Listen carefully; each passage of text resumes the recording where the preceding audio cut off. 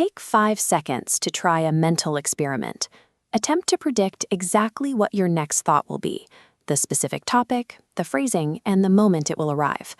Most people find this impossible because we don't consciously author our thoughts. We simply notice them as they surface in our minds. When your brain generates a thought like, "I'm a loser," or "they're all judging me," the natural instinct is to accept it as an objective fact. We often believe these internal claims without demanding any supporting evidence. This habit of treating every internal monologue as a factual report leads to sabotaged relationships and derailed careers.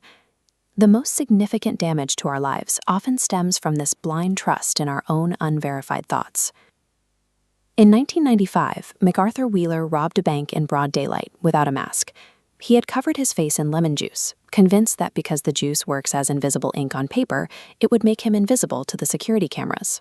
Psychologists David Dunning and Justin Kruber studied this case to identify a biological pattern. The less knowledge a person has about a subject, the more confidence their brain projects about their abilities. Our brains prioritize the sensation of feeling certain over the actual process of being accurate. This misplaced certainty creates a psychological trap that influences almost every decision we make. Socrates realized 2,400 years ago that true intelligence begins with recognizing the depths of one's own ignorance. Modern neuroscience has moved this concept from the realm of philosophy into the laboratory, using MRI technology to map how our brains actually process the world around us. We now know the brain functions as a prediction engine.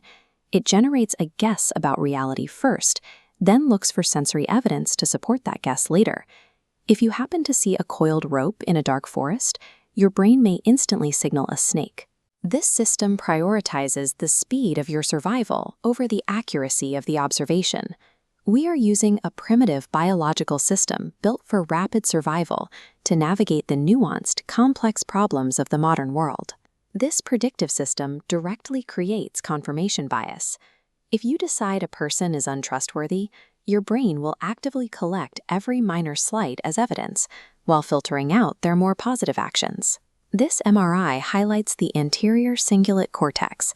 It acts as an internal monitor, comparing predictions against reality. When expectations and reality mismatch, this region fires a specific error signal. It's a biological alert that your internal model is flawed. However, our brains often choose to protect the ego rather than update the model. We see the error and choose to ignore it to maintain our current beliefs. Because our biological hardware is biased towards self-protection, finding the truth requires a deliberate, manual intervention in our own thinking process. This intervention is metacognition, the practice of thinking about your own thinking. A core technique is cognitive diffusion, where you separate your identity from your thoughts.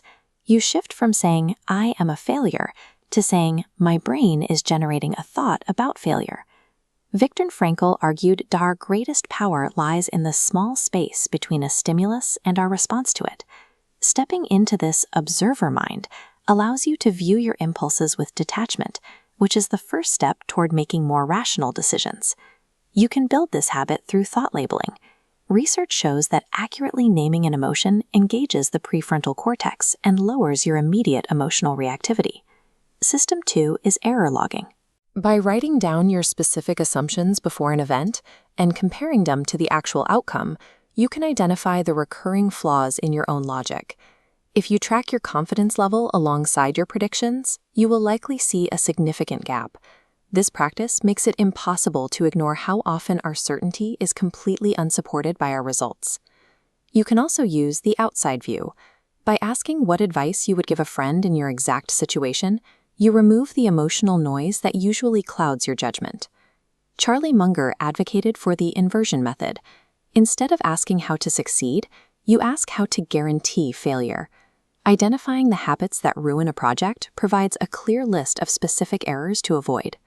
Finally, try scheduled thinking.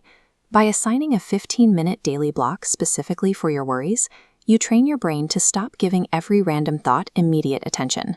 Living on autopilot makes us vulnerable to our own biological biases. By observing and questioning the stories your brain tells you, you regain the ability to choose your own response to the world.